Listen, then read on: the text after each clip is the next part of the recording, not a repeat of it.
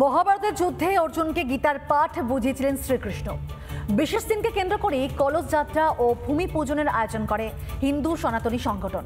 আগামী 7 ডিসেম্বর ব্রিগেডে হবে 5 লক্ষ কণ্ঠে গীতা পাঠ অনুষ্ঠান।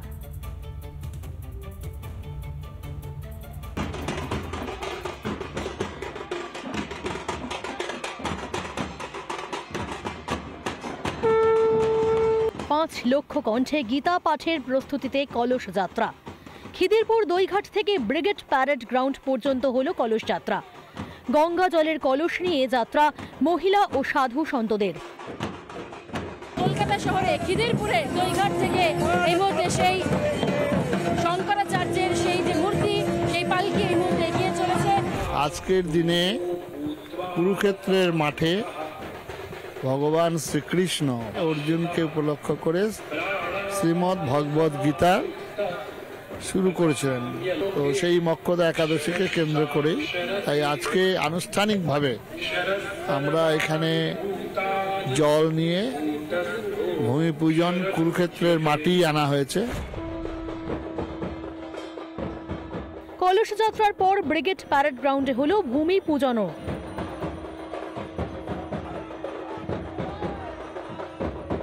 প্রচুর সনাতনী হিন্দু সাধুরা মহারাজরা যারা রয়েছেন, যে এখানে আমরা ঘট পাতা হয়েছে এবং সেই ঘটে মালা রয়েছে, পুজো করা হচ্ছে সার্বিকভাবে, নৈবেদ্য রয়েছে এবং সার্বিকভাবে আমরা গীতার যে বই সেই বইও রাখা হয়েছে।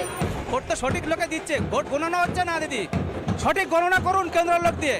দিদি তো লুট করছে, ভোট তো লুট করছে, কালী পুজো হতে দিচ্ছে না, মুর্শিদাবাদের রথওয়ালা দিল না। এখানে যে একটা অশুভ শক্তি রাজ করছে সেটাকে যাতে বিনাশ করে একটা শুভ শক্তির পরিণত হয়, পশ্চিমবাংলা যাতে সোনার বাংলা গড়ে ওঠে সেটাই আমরা চাই। না, তিনি তো আসবেন না, কারণ তিনি তো হিন্দু ধর্মের বিরোধিতা করছেন সর্বত্র।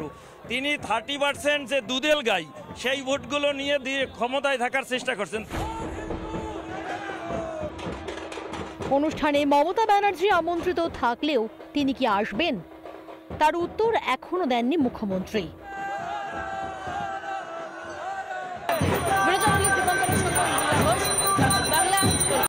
নানা ধরনের কন্টেন্ট দেখার জন্য লাইক করুন, শেয়ার করুন আমাদের ফেসবুক পেজ, সাবস্ক্রাইব করুন আমাদের ইউটিউব চ্যানেল। পাশাপাশি অন্যান্য ব্রেকিং নিউজের জন্য অবশ্যই চোখ রাখুন রিপাবলিক বাংলায়।